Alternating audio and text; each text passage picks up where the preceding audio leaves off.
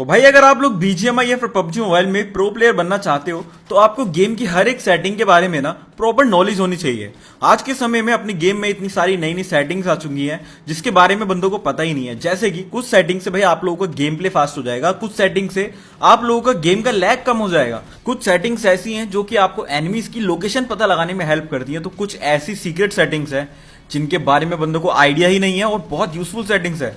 तो गाइस पूरी वीडियो को एंड तक देखना क्योंकि बहुत इंफॉर्मेटिव वीडियो होने वाली है। आज की वीडियो में मैं आप लोगों को बीजीएमआई और पबजी मोबाइल की हर एक इंपॉर्टेंट सेटिंग को अच्छे से एक्सप्लेन करने वाला हूं। तो चलो फटाफट से वीडियो को शुरू करते हैं। ओके, तो मैं आप लोगों को बता दूं गेम में दो तरह की सेटिंग्स होती है। एक होती है बेसिक कंट्रोल्स जो कि आपकी क्लो सेटअप के हिसाब से आप लोगों को एडजस्ट करनी होती है, और दूसरी होती है एडवांस सेटिंग्स जिससे कि भाई आपकी गेम में नए फीचर्स ऑन हो जाते हैं जिनसे कि भाई आप लोगों को गेम में बहुत ज्यादा हेल्प मिलती है। तो सबसे पहले हम यहाँ पे बेसिक कंट्रोल्स को यहाँ पे डिस्कस करने वाले हैं। तो सबसे पहले मैं यहाँ पे अपने कंट्रोल्स की विजिबिलिटी बढ़ा देता हूं ताकि भाई आप लोगों को समझने में आसानी हो। ओके, तो बेसिक कंट्रोल्स में आने के बाद सबसे पहली जो सेटिंग होती है वो होती है display left side fire button. तो अगर ये आपका ऑलवेज ऑन पे है ना तो आपकी स्क्रीन पे दो फायर बटन आप लोगों को मिलेंगे, एक होगा लेफ्ट साइड और एक होगा राइट साइड। अब इन दोनों के ही ना अलग अलग फीचर्स होते हैं, तो हैंड कैम में देखो आप लोग अच्छे से समझ जाओगे। लेफ्ट वाले फायर बटन से आप सिर्फ और सिर्फ फायर कर सकते हो, एम नहीं कर सकते। यानी कि अगर आप अपनी फिंगर यहाँ पे ड्रैग करोगे लेफ्ट साइड वाले फायर बटन पे तो आपका एम नहीं हिलेगा। लेकिन राइट साइड वाला जो फायर बटन होता है ये होता है एम प्लस फायर। मतलब कि अगर आप राइट वाले फायर बटन पे ड्रैग करोगे ना अपनी फिंगर तो आपका एम भी मूव करेगा। होता ही है कि जब आप इसको डिसेबल पे कर देते हो ना तो आपका जो लेफ्ट साइड का फायर बटन होता है वो हो जाता है यहाँ पे गायब। तो जो आपका राइट साइड वाला फायर बटन था वही रहता है। अब ये वाली सेटिंग ना उन लोगों के लिए यूजफुल है जो क्लोज सेटअप वगैरह नहीं खेलते, जो थंब पे खेलते हैं और उनका भाई एक ही फायर बटन इनफ होता है, तो वो इसको कर सकते हैं। और अगर आप इसको स्कोप ऑन पे करोगे तो स्कोप ऑन करने के बाद ही आपका लेफ्ट वाला फायर बटन आएगा। अब सुनो, अगर आप लोग मेरी तरह क्लोज सेटअप खेलते हो तो आपको इसको हमेशा ऑलवेज ऑन पे रखना है, और जो आपका लेफ्ट साइड वाला फायर बटन था ना उसको आपको रखना है ऊपर, और जो आपका राइट साइड वाला फायर बटन था उसको कभी भी आपको ऊपर नहीं ले जाना है। अब उसका मैं आप लोगों को रीजन बता देता हूं। देखो, अब यहां पे मैं क्या कर रहा हूं, जो मेरा लेफ्ट साइड वाला फायर बटन था ना मैं इसको नीचे ले जाता हूं, और जो मेरा राइट साइड वाला फायर बटन था इसको मैं ले जाता हूं ऊपर। और अब देखना यहाँ पे क्या गड़बड़ होगी। अब हैंड कैम में ध्यान से देखो क्योंकि राइट वाला फायर बटन एम के लिए भी होता है, तो अगर मेरी इंडेक्स फिंगर हल्की सी भी मूव हो रही है ना तो यहाँ पर मेरा पूरा एम खराब हो जा रहा है। तो इसीलिए आपको कभी भी राइट वाला फायर बटन ना ऊपर इंडेक्स फिंगर पे नहीं लगाना चाहिए, लेफ्ट वाला फायर बटन यूज करना चाहिए। और अगर आप लोगों को राइट साइड वाले फायर बटन की जरूरत नहीं है और आप लोग चाहते हो कि भाई ये आपकी स्क्रीन से गायब हो जाए तो सिंपली इस राइट वाले फायर बटन पर क्लिक करो और आपकी स्क्रीन के सेंटर में ना एक हाइड एंड डिसेबल का बटन होगा, तो इस पर टिक कर देना तो आपका ये वाला बटन गायब हो जाएगा। तो अब बात करते हैं स्कोप सेटिंग्स की। तो अगर आप लोग स्कोप मोड को टैप पर करते हो तो आपको स्कोप खोलने के लिए या फिर स्कोप बंद करने के लिए अपने स्कोप बटन पे बार बार टैप करना पड़ेगा, और ये थोड़ा सा स्लो होता है, इसमें आप लोगों का गेम प्ले स्लो रहेगा। लेकिन भाई अगर आप लोग 2 फिंगर खेलते हो या 3 फिंगर क्लो पे खेलते हो तो आप लोगों के लिए बेस्ट यही रहेगा कि आप लोग इसको टैप पर करके खेलो। लेकिन गाइस अगर आप लोग 4 फिंगर क्लो खेलते हो या फिर मेरी तरह 5 फिंगर क्लो खेलते हो तो आप लोगों को इसको रखना है होल्ड पर। अब होल्ड पे क्या होगा कि आप लोग जब तक स्कोप बटन पर क्लिक करोगे तब तक ही आपका जो है स्कोप खुलेगा, और जैसे ही आप अपने स्कोप बटन से हाथ हटा दोगे एकदम बंद हो जाएगा। तो यार मतलब ये टैप वाली सेटिंग्स के कंपेयर में ज्यादा फास्ट होता है, लेकिन भाई इसको आप 4 या 5 फिंगर क्लो पर ही यूज कर सकते हो। 2 फिंगर क्लो में तो बिल्कुल भी यूज नहीं कर सकते आप इस सेटिंग को। और अगर आप इसको मिक्स पर क्लिक कर देते हो तो आपका जो स्कोप बटन है ना वो टैप पे भी काम करेगा और होल्ड पे भी काम करेगा। तो भाई अगर आप लोग 2 फिंगर क्लो खेलते हो तो आप इसको मिक्स पे ट्राई कर सकते हो, क्या पता आपके लिए ज्यादा बेटर काम करे। अगली सेटिंग है कैम रोटेशन वाइल एडीएस। तो जब आप इस सेटिंग को एनेबल करते हो तो जो आपका स्कोप बटन है वो एम के लिए भी काम करेगा। यानी कि अगर आप स्कोप बटन के ऊपर अपनी फिंगर ड्रैग करोगे तो आपका एम हिलने लगेगा, लेकिन अगर आप इसको डिसेबल कर देते हो तो स्कोप बटन के ऊपर आप अपनी फिंगर ड्रैग करोगे तो आपका एम नहीं हिलेगा। अब देखो गाइस, आपको इसको एनेबल सिर्फ तभी रखना है जब आपका स्कोप बटन आपके थंब पर हो, क्योंकि थंब से आप एम करते हो तो आपको दिक्कत नहीं होगी। लेकिन अगर आपका मेरी तरह क्लोज सेटअप है और आपका स्कोप बटन ऊपर है तो भाई आपको उस केस में इसको डिसेबल रखना है, नहीं तो भाई आपका एम चोक होगा। और हाँ गाइस, अब कोई बहाना नहीं चलेगा क्योंकि बीजीएमआई का ऑफिशियल पार्टनर यूनिपिन लेकर आ गया है इंडिया के लिए कुछ एक्सक्लूसिव पैक। अगर आप एक नए यूजर हो तो ये सुनो, साइन अप करो यूनिपिन पे और ये वाला कोड यूज करना, और अब आप जीत सकते हो यूनिपिन पे 65,000 तक के यूनिपिन क्रेडिट, जिससे कि आप बीजीएमआई में यूसी या फिर वैलोरेंट में पैक्स खरीद सकते हो। और भाई अब तो बीजीएमआई में ये मम्मी सूट भी आ चुका है, तो यूनिपिन पे जाके कोई भी पैक सिलेक्ट करो और उसको परचेज करते ही आपको मिलेगा 10% तक का कैशबैक। लेकिन याद रहे कैशबैक सिर्फ तभी मिलेगा जब आप यूनिपिन क्रेडिट्स के थ्रू पेमेंट करोगे। यहाँ तक कि मैं भी यूसी खरीदने के लिए यूनिपिन का इस्तेमाल करता हूँ, क्योंकि यूसी खरीदने के लिए यूनिपिन से ज्यादा अच्छी डील्स और कहीं मिलती ही नहीं है। साथ में बीजीएमआई का ऑफिशियल पार्टनर भी है। तो भाई देख क्या रहे हो, जल्दी से जाओ, डिस्क्रिप्शन और कमेंट सेक्शन में आप लोगों को यूनिपिन का लिंक मिल जाएगा। तो अब नो बहाना, ओनली यूनिपिन को है अपनाना। तो अपनी अगली सेटिंग आ जाती है क्विक स्कोप स्विच। तो इस सेटिंग को अगर आपने डिसेबल किया हुआ है तो आपको जब भी अपना स्कोप चेंज करना होगा तो उसके लिए आपको ना बार बार अपना बैक खोलना पड़ेगा, उसके बाद आप अपना स्कोप चेंज करोगे, जिसमें बहुत ज्यादा टाइम वेस्ट होता है। तो इसलिए आपको सिंपली सेटिंग में जाके क्विक स्कोप स्विच वाले ऑप्शन को एनेबल कर लेना है, और जैसे ही आप ऐसा करोगे आपकी स्क्रीन पे एक बटन आ जाएगा जिससे कि भाई आप अपने स्कोप्स यहाँ पे चेंज कर सकते हो बिना बैकपैक खोले। अपनी अगली सेटिंग आ जाती है फोकल लेंथ एडजस्टमेंट। तो इसको आपको हमेशा होल्ड पे रखना चाहिए, क्योंकि अगर आप इसको टैप पे रखोगे ना तो जब भी आपको यहाँ पे अपना जो भी स्कोप का साइज है वो चेंज करना है, जैसे मुझे 6x को 3x में कन्वर्ट करना है, तो पहले भाई मैं एडजस्ट बटन पे क्लिक करूंगा, उसके बाद टैप करने के बाद उसको भाई एडजस्ट करूंगा।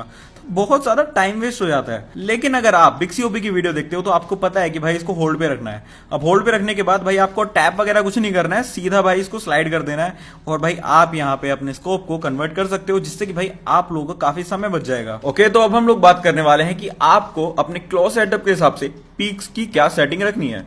तो सबसे पहले अगर हम बात करें यहाँ पे टैप मोड की, तो अगर आप पीक्स को टैप पे रखते हो तो सेम वही वाला होगा भाई, एक बार टैप करोगे तो पीक होगी, दूसरी बार टैप करोगे तो पीक हट जाएगा। और पीक्स को टैप पर रखने का ना एक डिसएडवांटेज भी होता है। सोचो आप एक ऐसी सिचुएशन में फंसे हुए हो जहां पे भाई आपको बहुत ही कम समय के लिए पीक करना है। अब ऐसे में अगर आप लोगों ने अपने पीक मोड को टैप पे रखा हुआ है तो आपको पीक बंद करने के लिए दोबारा बटन दबाना पड़ेगा, और इतने में भाई सामने वाला बंदा आपको अच्छा खासा डैमेज दे देगा। तो भाई इसीलिए जितने भी प्रो प्लेयर्स होते हैं ज्यादातर सभी होल्ड पे रख के इसको खेलते हैं। बट भाई अगर आप लोग 2 या 3 फिंगर क्लो खेलते हो तो आपकी मजबूरी है, आपको इसको टैप पर ही रख के खेलना पड़ेगा। बात करें होल्ड की, तो इसमें स्क्रीन पे पीक बटन को जैसे ही छोड़ोगे एकदम से आपकी पीक बंद हो जाएगी, तो कम समय लगता है काफी पीक बंद होने में, तो पीक्स काफी फास्ट हो जाती है। तो अगर आप लोग 4 या 5 फिंगर क्लो खेलते हो तो आपको इसको होल्ड पर ही रख के खेलना चाहिए। बाकी मिक्स्ड में आप लोगों का यहाँ पे टैप और होल्ड दोनों की तरह ही काम करेगा, तो आप इसको भी यूज करके देख सकते हो। अब अपनी अगली सेटिंग होने वाली है पीक एंड ओपन स्कोप। तो इस वाली सेटिंग को ऑन करने के बाद आप जैसे ही अपना पीक बटन दबाओगे अपने आप आपका स्कोप भी ऑन हो जाएगा। अब ये वाली सेटिंग उन लोगों के लिए सही रहती है जो लोग 2 फिंगर क्लो खेलते हैं, लेकिन भाई मैं आपको रिकमेंड करूंगा कि इसको ऑफ करके खेलना। और ऐसा मैं इसलिए कह रहा हूं क्योंकि यहाँ पे आप लोग देख सकते हो अभी यहाँ पे मैं क्लोज रेंज में पीक कर रहा हूं, और अगर यहाँ पे मैंने स्कोप खोला होता तो मैं उस सामने वाले बंदे को नहीं मार पाता, क्योंकि क्लोज रेंज में अगर आप लोग स्कोप ऑन कर देते हो ना तो कई बार ऐसा होता है कि भाई आप सामने वाले बंदे से मर जाते हो। और दूसरा रीजन ये है कि भाई आप लोगों ने कई बार देखा होगा कि जब भी हम किसी बॉक्स के पीछे बैठे होते हैं तो सामने वाला एनिमी हमें इजिली मार देता है, पता नहीं उसको कैसे हम विजिबल होते हैं। बट अगर आप ऐसे में पीक कर देते हो ना तो आपका हेड थोड़ा सा नीचे हो जाता है, तो सामने वाला बंदा आपको नहीं मार पाता। अब ऐसे में अगर आपने पीक एंड ओपन स्कोप वाली सेटिंग ऑन कर रखी है तो भाई आप जैसे ही पीक बटन दबाओगे कवर लेने के लिए आपका स्कोप ऑन हो जाएगा और आप सामने वाले बंदे को देख ही नहीं पाओगे, और ऐसे में हो सकता है कि भाई आप उस सिचुएशन में मर जाओ। तो ऐसे में भाई आप लोगों को ना peak and open scope of रखना चाहिए। बट हाँ, अगर आप लोग 2 फिंगर क्लो खेलते हो तो भाई आप लोगों को इसको एनेबल ही रखना चाहिए। अब बात करते हैं कैमरा रोटेशन वाइल लीनिंग की। तो भाई इसका मतलब ये होता है कि भाई जो आपके पीक वाले बटन है ना, अगर आप इसको एनेबल करोगे तो पीक वाले बटन से आप एम भी कर सकते हो, बट डिसेबल करोगे तो आप एम नहीं कर सकते। अभी आप लोग हैंड कैम में देखो अच्छे से समझ जाओगे। अभी मैंने camera rotation while leaning of की हुई है, और अभी आप लोग देख सकते हो पीक बटन के ऊपर अगर मैं अपनी फिंगर ड्रैग भी कर रहा हूं ना तो मेरा एम बिल्कुल भी मूव नहीं कर रहा है। लेकिन अगर मैं सेटिंग को एनेबल कर देता हूं तो यहां पे अभी आप लोग देख सकते हो पीक बटन से मेरा एम भी मूव हो रहा है। तो अब अगर आपकी पीक बटन आपके थंब पे हैं तो आप इसको एनेबल रख सकते हो। बाकी अगर आपकी पीक बटन आपके इंडेक्स फिंगर पे यानी कि ऊपर रखते हो पीक बटन को, तो आपको इसको हमेशा ऑफ ही रखना है। अब बात करते हैं एडवांस कंट्रोल्स के बारे में। तो भाई 95% बंदे ना इन सेटिंग्स को गलत करके खेलते हैं। तो सबसे पहले भाई यहाँ पे जंप एंड क्लाइंब की बात करें अगर, तो भाई इसको आपको कभी भी मर्च पे रख के नहीं खेलना है, क्योंकि मान लो सामने बंदा है, ठीक है, आप कवर के पास फाइट ले रहे हो। अब जैसे ही आप सामने वाले बंदे पे जंप शॉट देने का ट्राई करोगे आपका कैरेक्टर भाई कवर पे वोल्ट कर जाएगा और आपकी फायरिंग भी रुक जाएगी और सामने वाला बंदा आपको इजिली मार देगा। तो इसके लिए आपको क्या करना है, इसको कर देना है आपको सेपरेट पे, और जैसे ही आप इस सेटिंग को सेपरेट पे करोगे भाई आपकी स्क्रीन पर आ जाएंगे 2 जंप के बटन, एक होगा जंप के लिए और दूसरा होगा वोल्ट के लिए। अब यहाँ पे आपको फाइट के दौरान ना जंप वाला बटन दबाना है, और भाई आपका कैरेक्टर कवर के पास खड़े होने के बाद भी क्लाइम नहीं करेगा, और अब फायर करते हुए सामने वाले एनिमी को बहुत ही आराम से मार पाओगे। लेकिन भाई अगर आप चाहते हो कि भाई आपको सामने किसी कवर के ऊपर वोल्ट करना है तो ये जो दूसरा बटन है ना, आप इस वाले बटन को दबा सकते हो, इससे भाई आपका कैरेक्टर वोल्ट करेगा। अब गाइस कभी ना कभी आपके साथ ऐसा जरूर हुआ होगा कि भाई आप सामने वाले बंदे पे रश करने जा रहे हो, और रश करते समय जैसे ही आप गन स्विच करते हो ना, आपकी गन हो जाती है सिंगल मोड पे और सामने वाला बंदा आपकी पेटी बना देता है। और ऐसा इसीलिए होता है क्योंकि भाई जो आपका फायरिंग मोड डिस्प्ले बटन होता है ये दूसरी वाले गन के स्लॉट के ऊपर या तो ओवरलैप कर रहा होता है या उसके बहुत ज्यादा करीब होता है, और ऐसे में भाई आप इसकी लोकेशन भी चेंज नहीं कर पाते, तो बहुत ज्यादा दिक्कत हो जाती है। लेकिन अगर आप एडवांस कंट्रोल में जाते हो और आप फायरिंग मोड डिस्प्ले बटन को सेपरेट कर देते हो, अब जाके भाई आप जो है इसकी लोकेशन चेंज कर सकते हो, और मैं आपको रिकमेंड करूंगा कि जो दोनों ही वो है ना आपके फायरिंग मोड स्प्लिटन, उन दोनों को एक दूसरे के ऊपर कर दो, क्योंकि एक टाइम पे आप एक ही गन यूज करोगे और एक टाइम पे आपको एक ही बटन शो होगा, तो भाई आप लोगों के लिए ना बहुत ज्यादा इजी हो जाएगा। और अब आपके साथ कभी भी ये प्रॉब्लम नहीं आएगी रश करते समय कि भाई आपकी गन सिंगल पे हो गई या कुछ हो गया। आप इजीली गन स्विच कर सकते हो और जब चाहो अपनी फायरिंग मोड बटन्स भी चेंज कर सकते हो। अब अपनी अगली सेटिंग होने वाली है क्विक थ्रो। तो मैं आपको बता देता हूं कि नॉर्मली जब भी हम ग्रेनेड वगैरह करते हैं तो उसके लिए हमें सबसे पहले तो भाई नेड हाथ में लेना होता है, एंड देन उसके बाद हम अपना फायर बटन दबाते हैं, जिसके बाद भाई हम आगे नेड या फिर स्मोक या फिर मॉली कुछ भी फेंक पाते हैं। लेकिन भाई अगर आप क्विक थ्रो वाले फीचर को एनेबल कर देते हो तो उसके बाद आप नॉर्मली फायर बटन से तो नेड कर ही सकते हो, साथ में भाई अभी मेरे हैंडकैम में देखो जो नेड सेलेक्ट करने वाला बटन होता है ना, उसको अगर आप होल्ड करे रखोगे यानी कि दबाए रखोगे तो उससे भी आप नेड कर सकते हो। अब यार वैसे नाम इसका क्विक थ्रो है, लेकिन यार इसमें ना ज्यादा टाइम लगता है, मतलब अगर आप लोग फायर बटन से नेड करोगे ना तो कम समय में नेड हो जाता है। तो मुझे ये फीचर कुछ ज्यादा यूजफुल तो नहीं लगा, बट अगर आप लोग चाहो तो इसको इस्तेमाल कर सकते हो। अब अपनी अगली सेटिंग होने वाली है एफपीपी स्वैप। तो भाई इसको आपको एनेबल कर देना है और अब आपकी स्क्रीन पर एक एफपीपी वाला बटन आ जाएगा, तो इसको दबाते ही आप एफपीपी में स्विच कर जाओगे और इसके बहुत ज्यादा फायदे हैं। जैसे कि यहाँ पे आप लोग देख सकते हो, जैसे ही मैं टीपीपी करता हूँ मुझे कुछ नहीं दिखाई देता अंदर का, और जैसे ही मैं इसको एफपीपी पे कर देता हूँ अंदर का पूरा क्लियर व्यू आता है। अगर कोई अंदर कैंप वैम्प कर रहा होगा तो मैं उसकी लोकेशन अच्छे से देख सकता हूँ।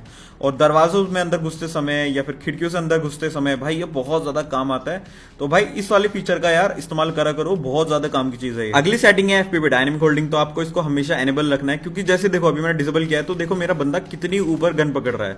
लेकिन भाई अगर यहाँ पे मैं इसको एनेबल कर देता हूँ ना तो देखो बंदा अभी गन पूरा नीचे पकड़ रहा है, जैसे ही फायर कर रहा हूँ गन ऊपर आ जा रही है, लेकिन फायरिंग बंद करते ही ना गाइस गन एकदम से नीचे हो जा रही है और यहाँ पे मुझे बेटर व्यू मिल रहा है। तो भाई इसको आपको हमेशा एनेबल रखना है, बट वहीं पे अगर ऑफ करोगे ना तो फायरिंग करो या ना करो भाई बंदा आपका गन ऊपर ही पकड़ेगा और आपको अच्छे से क्लियर व्यू नहीं मिलेगा। अब अपनी अगली सेटिंग हो जाती है टीपीपी व्यू। तो जब आप इसको 80 रखते हो तो आपको व्यू कम मिलता है, लेकिन जब आप इसको 90 कर देते हो तो आपको व्यू बहुत ज्यादा मिलता है। लेकिन भाई इसमें और भी ज्यादा डिफरेंस है, जैसे कि भाई अगर आप इसको 80 पे रखोगे तो आपको व्यू कम मिलेगा, लेकिन भाई आपको एम करने में आसानी होगी, क्योंकि आपको सामने वाला जो बंदा है ना वो थोड़ा बड़ा दिखता है। लेकिन अगर आप 90 पे कर दोगे तो आपको व्यू ज्यादा मिलेगा, लेकिन सामने वाला बंदा आपको छोटा दिखेगा, जिसकी वजह से भाई आपको एम करने में दिक्कत हो सकती है।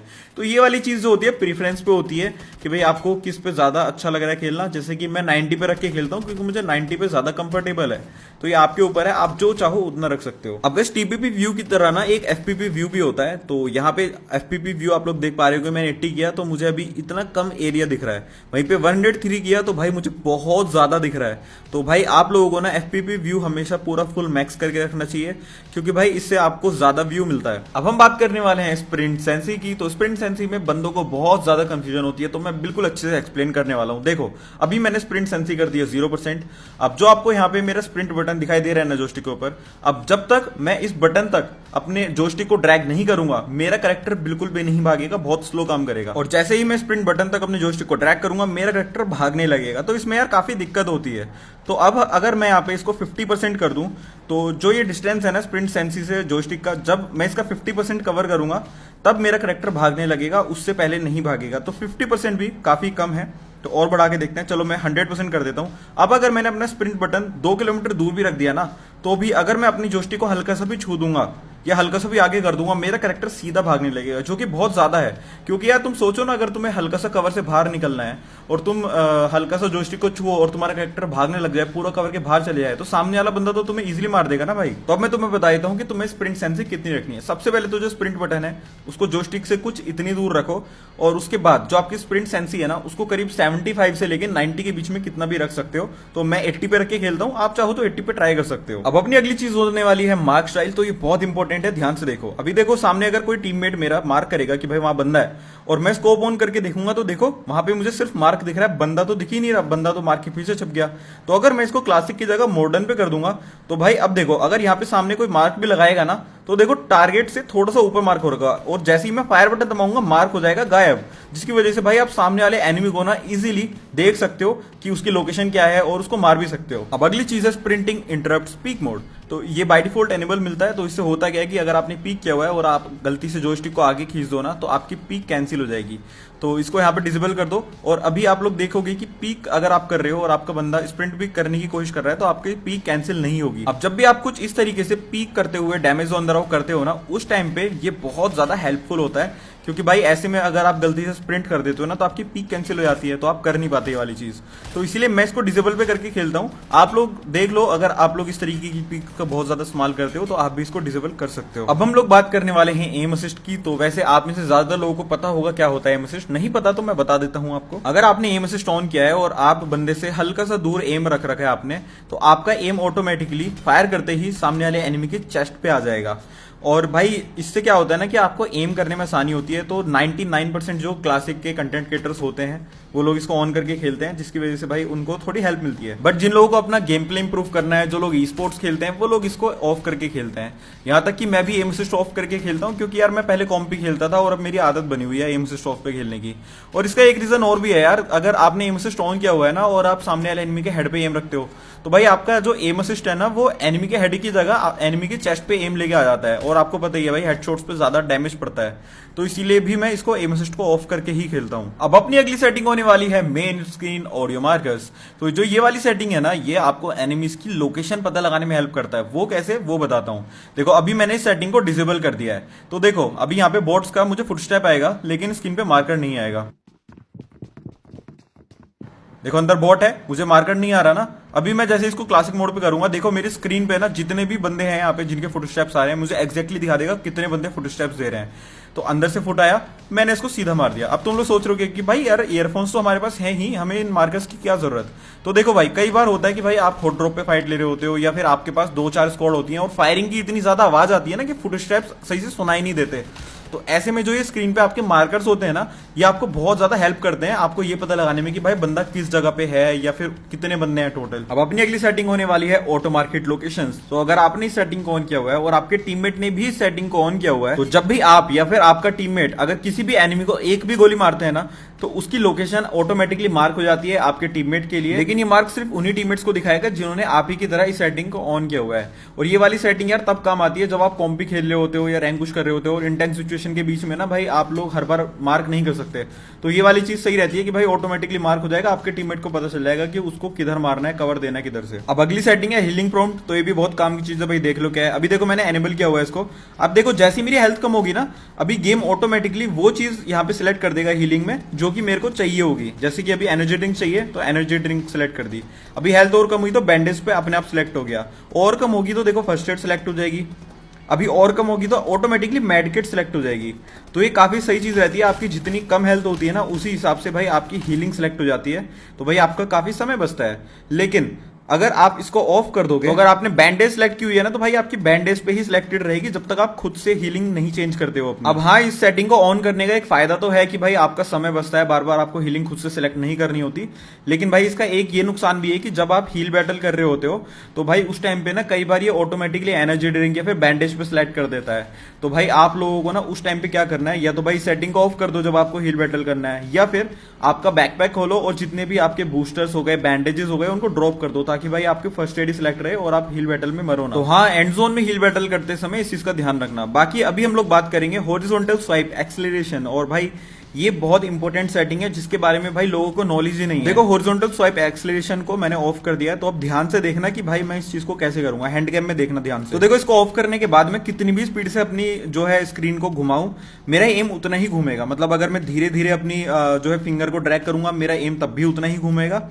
और अगर मैं तेज यहाँ पे अपनी स्क्रीन को घुमाऊंगा तब भी मेरा एम उतना ही हिलेगा। अब देखो मैं इस सेटिंग को एनेबल कर दे रहा हूं। अब देखना भाई, अगर मैं यहाँ पे अपने थंब को धीरे धीरे ड्रैग कर रहा हूं तो मेरा कैमरा कितना कम घूमा है ना। लेकिन अगर मैं फुल स्पीड में अपना उतने ही डिस्टेंस पे जो है फिंगर को ड्रैग करूंगा तो मेरा ज्यादा कैमरा हिलेगा। अब इसको कुछ इस तरीके से समझो कि इसको ऑन करने के बाद अगर तुम सामने किसी बंदे को मार रहे हो और पीछे से तुम्हें गोली पड़े ना, तो तुम अचानक से उसको घूम के रिफ्लेक्स में मार सकते हो। लेकिन भाई अगर तुमने इसको ऑफ किया हुआ है और तब तुम अगर सामने किसी बंदे को मार रहे हो ना और पीछे से तुम्हें अचानक गोली पड़ जाए, तो तुम्हारी स्क्रीन भाई बीच में ही अटक जाएगी, तुम उस बंदे को नहीं मार पाओगे, तुम अपना कैमरा ज्यादा नहीं घुमा पाओगे, या तो तुम्हें सेंसी बढ़ानी पड़ेगी या फिर तुम्हें इसको ऑन करना पड़ेगा।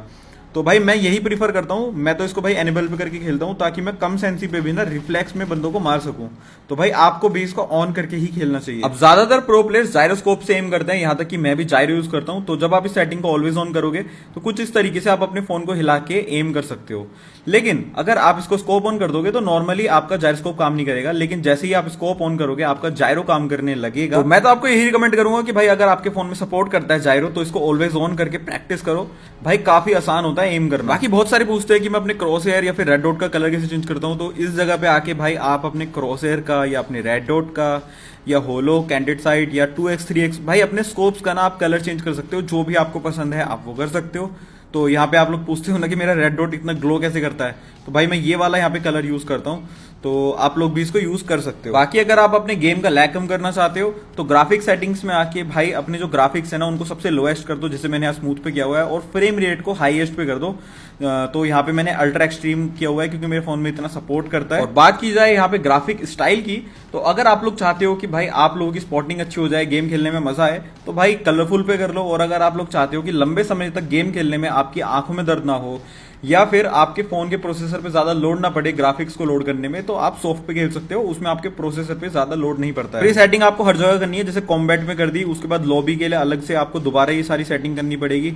और हब और होम भाई मैं तो जाता नहीं हूँ यहाँ पे, तो आप लोग जाते हो तो वहां पे भी इन सेटिंग को कर सकते हो। बाकी एफिशिएंसी में जाके एंटी अलियासिंग को डिसेबल कर देना, पावर सेविंग को, ऑटो एडजस्ट ग्राफिक को, इन दोनों को भी डिसेबल कर देना।